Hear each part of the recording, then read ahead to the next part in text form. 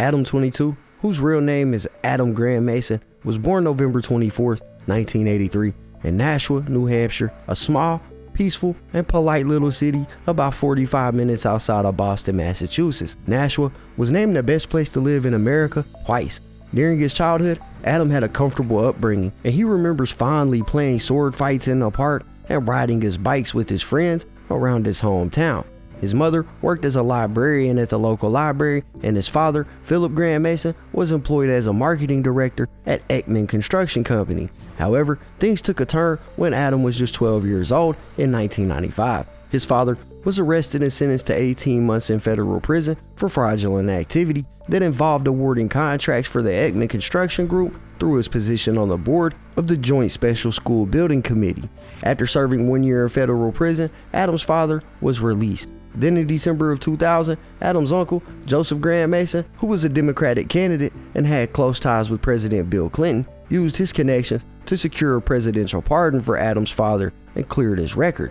On the your Wikipedia, it says that your father was really good friends with Bill Clinton. He was. Wow, Yeah. That's interesting. The whole thing. Because New Hampshire is the first primary state, or it was at the time, so it's basically like if you wanted to win the presidency, you kind of had to go to New Hampshire first and make your claim to there, because that's like where you would build up your momentum if you were running for president at that time. My dad was like a Democrat working on local campaigns and stuff at that time when I'm in like second grade, and so my dad's like helping him out and was like a part of the campaign. Like we would be going to fucking Bill Clinton events and shit on the weekend when I was a kid and stuff, and yeah, my dad helped him win his initial presidency, and then my dad went down for a fucking like basically like a corporate crime type thing where he was like accused of misusing his power in the local government to award a contract to his employer, because he worked at this construction company, like getting jobs for the construction company. Like he was in the corporate side of this office, and so he ends up he refused to snitch on his boss. He ends up doing a deal for a year. So my dad goes to prison in like 95 for like a year, and then when he gets out, Bill Clinton leaves office a couple of years later, and Bill Clinton gives my dad a presidential pardon. Awesome. Epic. Because he had been with him early on in his career and stuff. So I have all these like photos of my family with the Clintons, but Unreal. honestly, they haven't had anything to do with them for years. Like, I don't know. You haven't been out to the island? I have not. No. Adam22 developed a passion for bicycles at a young age, but it wasn't until his teenage years that he developed an interest in BMX. In 2002, when Adam was 19, he was introduced to credit card fraud. He used fake credit cards with stolen information to buy high-value items from stores and then sell them online. Adam continued with this illegal activity for an extended period of time until he and a friend were caught at a GameStop trying to use a card to purchase some stuff, prompting the police to be called. In like 2003, I was running around doing mad credit card fraud around where I grew up, listening to Gorilla Black, at least some of the time, because that was like around the time that he was making a play and his album came out, I think in 2003, 2004, something like that. And that was when I first heard of him. I think when I was doing it, the laws were not very effective at throwing people doing this in jail. I had a couple homies get caught, like different people that I was doing credit card fraud with. But we did have one sort of close call where a buddy of mine went into like a video game store and he was buying like some video game systems, and the card came up as stolen or whatever, and we ended up having to basically like rush to the car. We didn't even go to the car. Like I went to the car because they weren't looking at me, but he had to end up basically like running through this forest in Long Island outside the mall, and he ended up hiding inside a Barnes & Noble for like 3 hours while the cops are like going crazy around the parking lot, and I'm just like waiting in a parking lot in my car for him. And then eventually him and the two girls, I was with these two girls that he had introduced me to, and then he eventually makes it back to the car. But like by the end of that experience, I was very much feeling like, all right, you know what? That's like, it. this is not good for my mental health. Like, as much as I was enjoying the money and the thrill of it, the way that I felt every single time that I went out and did it, it just like wasn't worth it after a while. I was just a nervous mess. At the age of 20, Adam began playing online poker professionally, but he didn't enjoy it. He found himself constantly checking BMX forums and websites during the downtime and in between hands. In 2004, Adam22 moved to Queens, New York at the age of 21 and became fully immersed in the street BMX scene, frequently riding through the streets of New York performing tricks. However, the idea for No Jumper wasn't born until 2006, when Adam founded the Come Up website, which became the most popular BMX website that was ever created. 2006, I started this BMX blog because I was super influenced by all the early hip hop blogs, and I was a BMX rider, obsessed with BMX videos and magazines my whole life. I saw Now Right and Two Dope Boys. I said, oh my God, I'm gonna do that, but about the bike. Boom, like within a year, it was like huge. It basically became like the biggest platform in the space. And What was the name of that? The Come Up. Adam22 relocated to Los Angeles, California, where he established a popular clothing brand, On Some Clothing, in 2008. He began producing videos of the top BMX riders that he knew, creating various full-length DVDs and making apparel that became highly sought after in that community. Fast forward to 2012, when Adam22 launched the No Jumper YouTube channel that most people know him for today. Initially, the channel was not known as No Jumper. Instead, it was operating under Adam's clothing brand On Some and focused solely on BMX videos. In 2013, Adam22 opened a retail store in downtown Los Angeles next to Skid Row. The store not only showcased the On Some clothing line, but also served as a fully stocked BMX shop, which quickly became a popular gathering place for the local BMX community. Adam22 recognized the opportunity to project BMX to the world in the correct way with this shop, considering that Los Angeles was arguably the most significant BMX market globally. Upon opening the store, Adam22 created a BMX podcast called The Come Up TV for his website. I mean, I've always kind of had it in me that I just wanted to do the best I could at whatever I was into, and I also kind of always had it in me that I was never going to be able to do anything unless I was passionate about it. And that was what was kind of crazy about it, was when they come up is it just exploded so fast, and I was so young, I was only 22, and within maybe like a year and a half of starting it, it was like clearly the biggest BMX website that everybody was looking at every day. Nobody believed in me, and I had to make something happen because I just wanted to show everybody what I had to offer, and trying to figure out like, oh, okay, how do I turn this into a business? Because I didn't go to college and barely graduate high school. With OSF, it's like, it really lit that fire in the again, where it's like, okay, this BMX website is really popular, but because it's so popular, everybody's going to have these high expectations for me of what I do with this other brand. And it stewed, and it took a long time for it to really get off the ground. When I was 22, I had a very different set of priorities where like it was important to me to have people to be able to talk honestly. So the site kind of got that reputation early on. But I mean, now when I think about what's important with me in terms of BMX, it's important that I be a force for positivity and that I help make BMX bigger. You only need a couple of pillars for a scene to thrive. BMX to me was always riding around with my friends in the streets and just chilling and grinding ledges. That was always what it was to us, and it's like, it really kind of hurts to have this thing that I'm so overwhelmingly in love with and I have done ever since I was a little kid, to have like the mainstream interpretation of that is like the X Games, where they just make everybody look like a bunch of clowns. I can make BMX look the way I want it to look. Because if you go to LA, there's a million skate shops that are either directly involved with skateboarding or sort of loosely involved with skateboarding, like Supreme. They make skateboarding look dope, and they do a great job of it. When I see stuff like Ryan Kaczynski with Bakery, or what Odyssey's doing with Texas Toast and all this, it's like, it's amazing to finally, after all these years, see BMX actually taking things into our own hands. And with this shop even, it's like, oh, well, this is our opportunity for LA, which is probably the biggest BMX market in the world, for us to actually project BMX the right way. When DC drops out, it makes it easier for us to make this look dope, because DC was so busy making BMX look like for all those years. It hurt me to have to see the dudes on our team get dropped like that, but it just made me even more determined, I guess, to just be like, okay, well, nobody's going to do this for us. What we're doing is a little bit more big picture, but ultimately what we want to do is be that platform that makes BMX look good. Skateboarding is good because they've had so many of these dudes, these characters that help promote it more, like since Dave Mira, besides maybe like Nigel now, who Nigel's a person that I respect like crazy for going out and making BMX look good to like a completely different audience. But besides Nigel and since Dave Mira, like, have you really had anybody in the mainstream that you thought of that way? Like, BMX is just as rich and just as cool, and I mean, cooler if you ask me, because skating's cool, but I mean, Nothing's cooler than BMX in my book. Adam22 recognized the need to tap into Los Angeles culture and expand beyond BMX podcasts. So in 2015, he launched a non-BMX podcast called No Jumper. No Jumper was originally a blog on Tumblr created by him and another guy in 2011, where other hip-hop oriented article writers were paid by Adam and his friend to write about music. There was another thing years before No Jumper, the YouTube channel, where at one point I wanted to start like a hip hop blog, and there was like a dude who was like writing articles for the blog. I basically told him, like, if you write these articles for the blog and if you help get other people to write the articles for the blog, then eventually I'll be able to start paying you. And he was on board because he was like a little blogger at the time or whatever, and he wrote maybe like 20 articles or something, and he like got a couple other people to write articles, but then he was a fucking depressed weirdo and he just falls off the face of the earth after a couple months.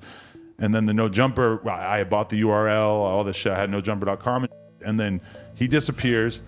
Maybe 2 years later, I hit him up, I said, yo, I'm starting a podcast, I want to use that No Jumper name since we're not using it for anything else. Yeah. Is that gonna be weird for you because you wrote articles under that brand name? And he said, no, I don't give a The first ever episode of No Jumper was the Ryan Denny interview, also known as No Jumper 1, which was filmed at the back of the Awesome store. No Jumper quickly gained popularity, and within its first few months, the show featured renowned interviews, like episode 5 that had Poya and Fat Nick. Shane Gonzalez appeared on episode 9, and the Suicide Boys were on episode 18. However, the impact of No Jumper wasn't fully realized until several months later when the XXXTentacion interview was released to the public. The interview currently has over 20 million views and is considered a classic interview among rap fans, especially since XXXTentacion's untimely death. That was just, my podcast was real small at the time, and he was really small at the time. I think he had like 15,000 followers on SoundCloud, which, and I just kept seeing his name like in my comments like crazy. And I could tell that it wasn't one of those things where people are telling everybody to go comment about the artist on your comments, which happens all the time. But yeah, I listened to him a little bit. I could tell that there was something special about him, but then I also was seeing all these crazy videos of him fighting online and stuff. I was just interested in him, and he was hitting me up pretty consistently at this time, just saying he wanted to do an interview. So when he came through and did it, it was a really, really good interview. It was a fascinating interview. It's like, I just knew, like, through meeting him, like, there's something freakishly interesting about this dude. Like, there's just something that is gonna happen from this. And, he had a huge crew of people with him, and his energy was just insane at the time. And, it was weird because it sort of had like a normal lifespan in terms of like how the video did, where it maybe got 20,000 views right away, and then it starts like chugging along, getting like 1,000 views a day, and then he gets locked up, and then while he's in jail, boom, 80,000 a day, over and over and over. Click until he's in jail, and then all of a sudden it starts getting all these views, and then all of a sudden all these labels start hitting me up because, they were really interested in the thing with him. He was telling people I was his manager. I was flabbergasted because I never had that kind of like relationship to the music industry. I never talked to anybody besides like these younger dudes that I was interviewing. During the early days of No Jumper, Adam22 supported Lil Peep, and Lil Peep was the only person that Adam allowed to post music videos onto the No Jumper YouTube page. In 2016, No Jumper launched his first weekly podcast called No Jumper Host Chat, and it featured Adam22, House Phone, Cam Girl, and Rosenberg as the primary panelists. Additionally, in 2017, the original Awesome store relocated to the Melrose district of Los Angeles, which is much more prominent. However, shortly after the store's opening, Adam22's close friend Lil Peep passed away from a drug overdose. The tragic event made Adam22 realize that he needed to slow down on his own personal drug use.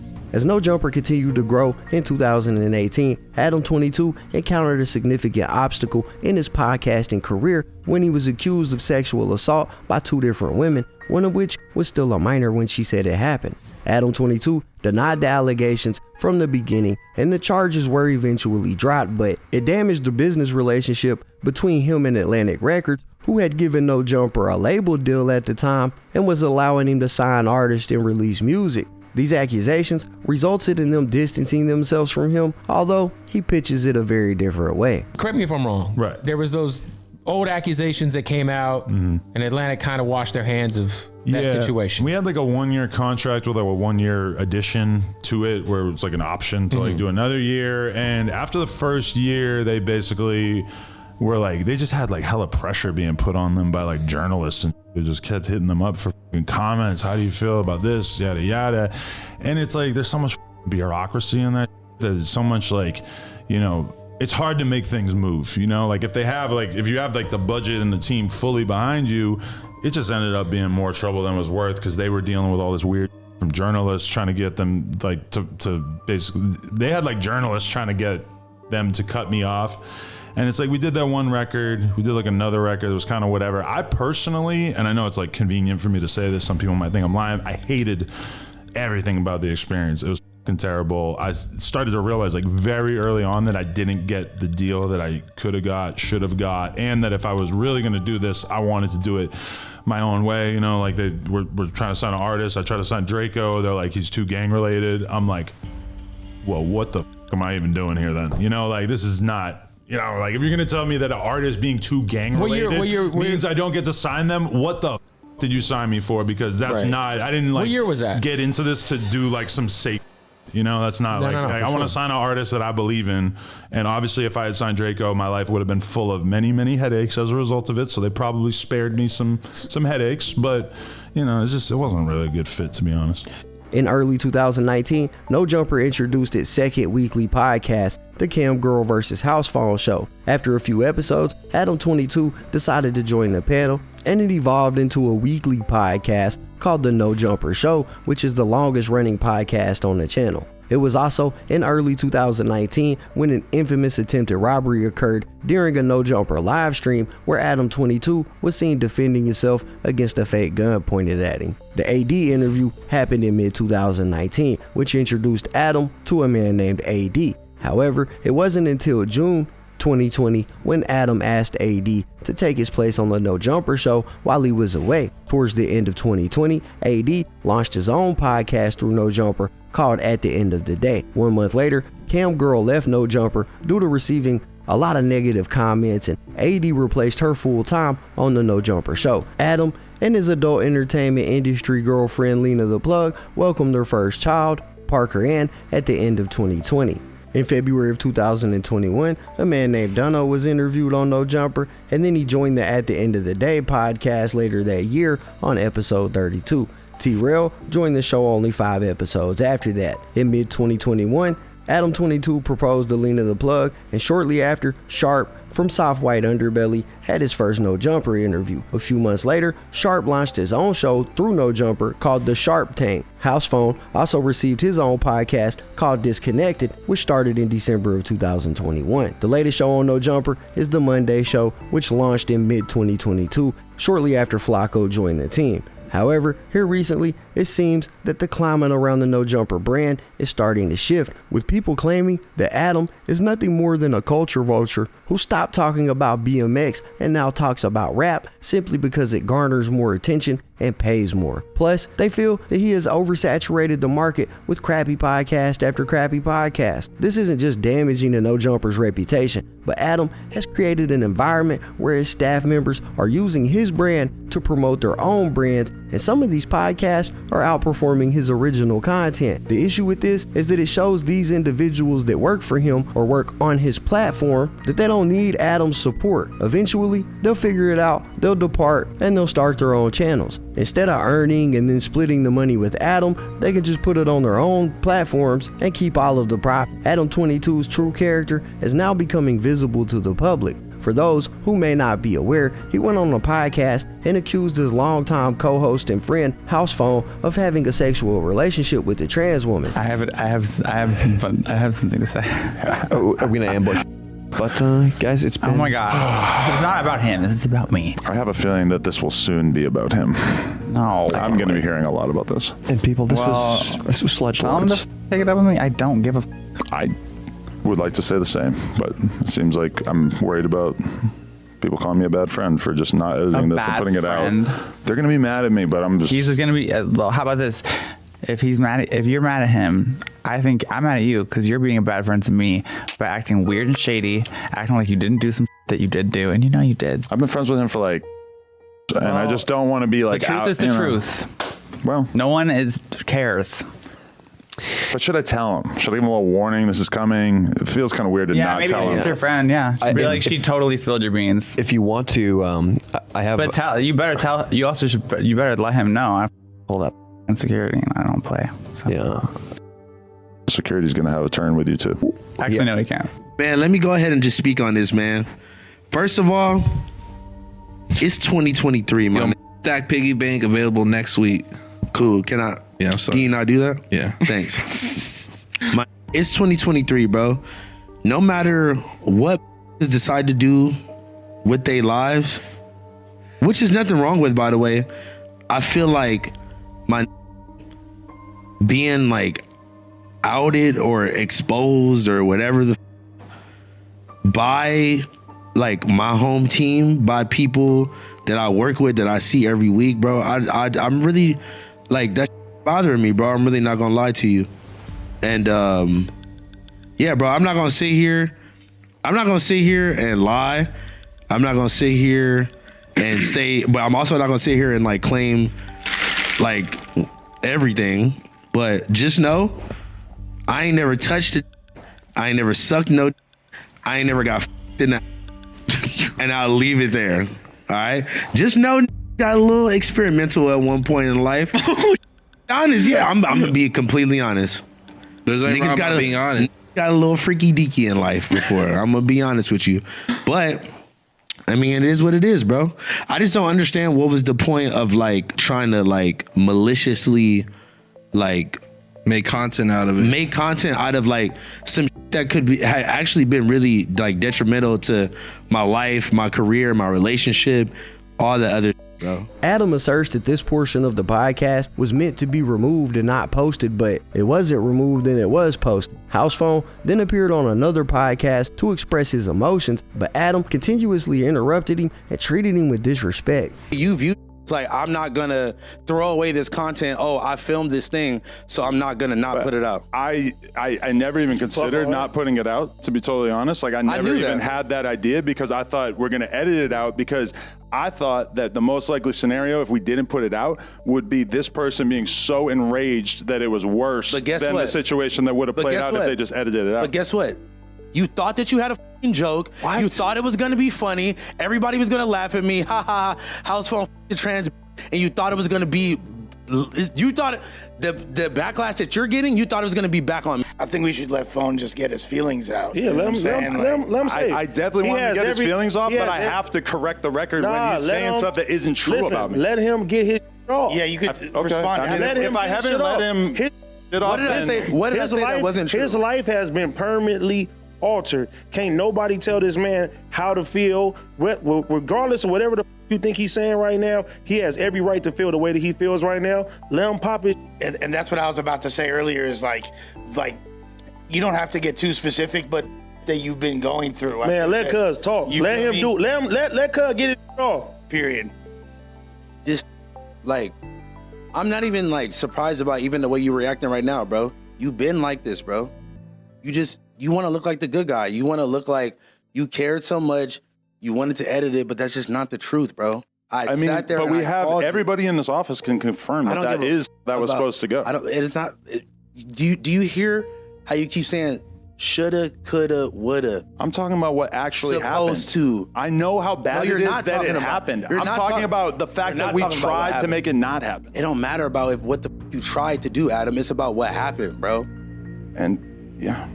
And then let's move forward to that apology you gave when you're on the news. No intention of giving House Phone a headache. I'm fully cognizant of the fact that he's been, I don't want to act like his whole life has just been hell or anything, but obviously dealing with the mom. He's living on his own for the first time and he's got health and everything. I mean, he's the last person on the crew, on the staff that I would want to give a hard time right now. You're talking about, he's been going through the mom.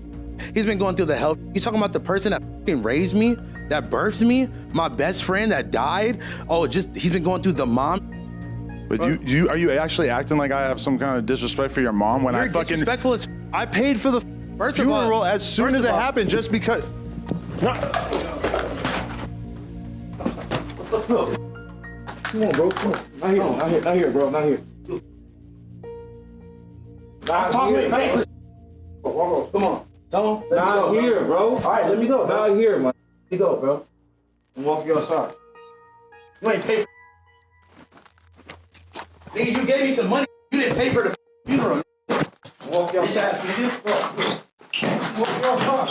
In the subsequent podcast, the No Jumper team criticized Adam for his conduct during the incident, and ultimately, he appeared to be an immature, self-absorbed individual with a considerable lack of empathy. But like, because of like, you're so argumentative, you're gonna prove the point.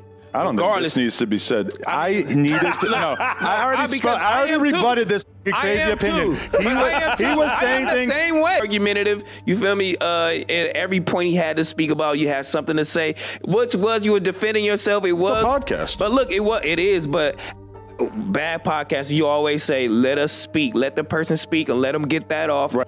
I just feel like at a certain point, if you allow somebody to talk through all of their feelings, you don't need to say this again. No. I already said what I'm gonna say. No. Lush.